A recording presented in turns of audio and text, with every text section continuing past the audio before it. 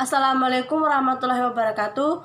Saya Wanti dari jurusan Teknologi Laboratorium Medik Poltekkes Kemenkes Kendari tingkat 2B. Tujuan pembuatan video ini adalah untuk memenuhi salah satu tugas mata kuliah kebudayaan anti korupsi.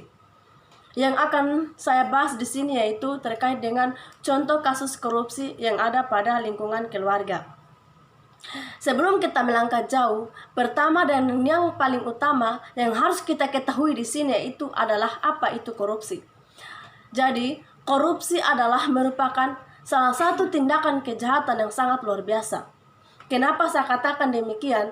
Karena tindakan korupsi ini sendiri sangat amat banyak merugikan banyak pihak, meskipun ingin menguntungkan diri sendiri atau golongan-golongan tertentu. Sehingga kasus korupsi ini sendiri sangat sulit untuk memberantasnya.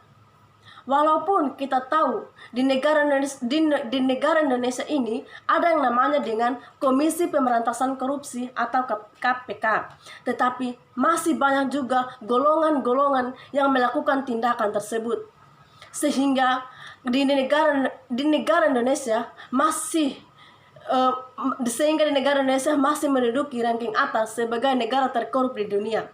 Maka dari itu, korupsi menjadi permasalahan besar di negeri ini. Korupsi juga dapat merusak potensi ekonomi negara yang menjadi virus yang meruntuhkan moralitas bangsa. Namun faktanya, kasus korupsi sudah seolah-olah menjadi penyakit yang membudidaya di negeri ini dengan melibatkan berbagai faktor elit, politik, kaum terdidik, hingga pengusaha. Keberadaannya sudah menjadi hal yang tak asing di negeri ini. Kemudian korupsi juga ini suatu tindakan di mana untuk memperkaya diri sendiri maupun orang. Akan korupsi ini tidak hanya terjadi pada mereka, para elit politikus maupun golongan-golongan petinggi tertentu, tetapi di dalam lingkungan rumah tangga ataupun keluarga, kasus korupsi masih terjadi.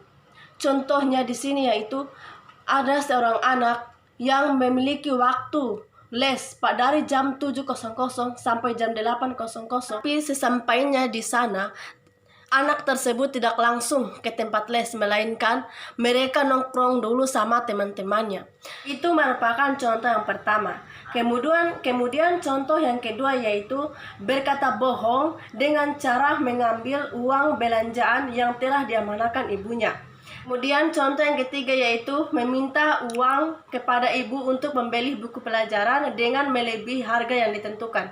Yang keempat yaitu pulang ke rumah tidak sesuai dengan jam yang telah ditentukan. Contoh yang kelima, kepala keluarga tidak memberikan hak-hak keluarganya. Olehnya itu, penting bagi keluarga untuk bagaimana kemudian memberikan arahan-arahan atau pemahaman untuk menerapkan edukasi anti korupsi pada anak-anak sejak dini. Dengan demikian, nilai dan norma yang tertanam dalam dirinya akan terus dipegang dan dilaksanakan sampai ia dewasa. Ikan anti korupsi bukan hanya dilaksanakan di lingkungan sekolah, tetapi juga di lingkungan keluarga. Sebab nilai-nilai dan norma yang menentang korupsi perlu dibangun sejak dini melalui pendidikan yang ada dalam lingkup keluarga. Mungkin itu saja yang dapat saya sampaikan pada kesempatan ini. Lebih dan kurangnya mohon dimaafkan, dan saya akhiri dengan ucapan billahi taufiq wal hidayah. Wassalamualaikum warahmatullahi wabarakatuh.